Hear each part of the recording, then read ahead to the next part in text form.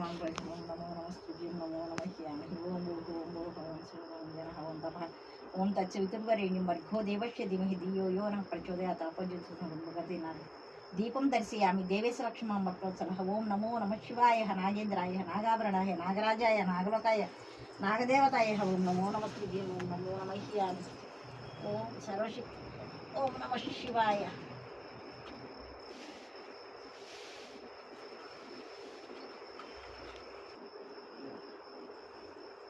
దీపదర్శనం అనేది ముఖ్యమైంది.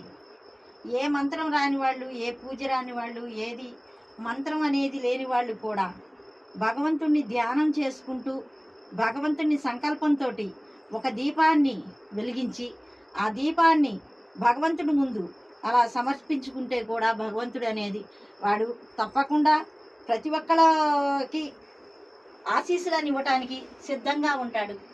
అన్ని పూజలు అన్నీ చేస్తేనే సిద్ధంగా ఉంటాడని కాదు. దీపం దర్శయామి, దీపం మంత్రం రాకపోయినా పర్వాలేదు, దీపం పెట్టి వాళ్ళ సంకల్పాన్ని వాళ్ళ మనోవాంఛని తీర్చడానికి ఉన్న ఈ స్వామివారు, ఈ శివయ్య అన్ని వేళలా అందరి ఇళ్లలో ఉంటాడు. వాళ్ళ మనస్సుతో ధ్యానం చేయండి, మనసుతో ప్రార్థించండి, మనసుతో భక్తితో సేవించండి. మీ సమస్యల్ని పరిష్కారం అనేది దొరుకుతుంది. ఈ పరిష్కారానికి ఇది చేస్తే పరిష్కారం, అది చేస్తే పరిష్కారం, ఏ పరిష్కారం కూడా రాని వాళ్ళు ఉంటారు.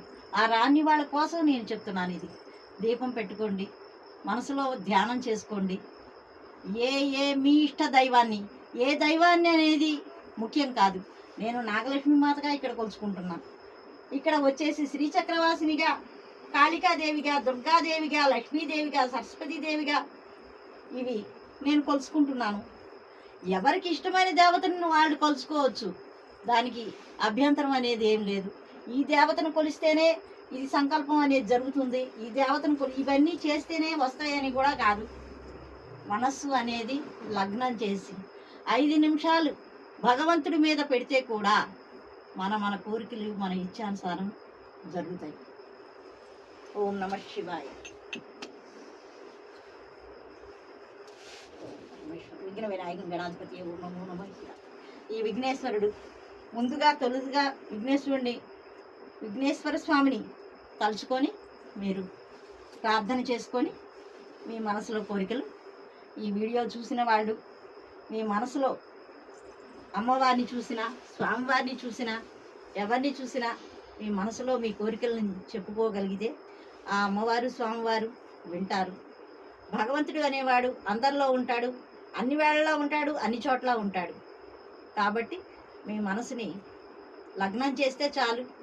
ఆ వీడియో చూసిన ఆ 2 నిమిషాలు లగ్నం చేయగలిగితే చాలు, మీకు భగవంతుడు అనే ఆశీర్వచనం అనేది దొరుకుతుంది. భగవంతుడి సంకల్పం భగవంతుడి మీద పెట్టండి, స్వామివారి ఆశీర్వాదం పొందండి.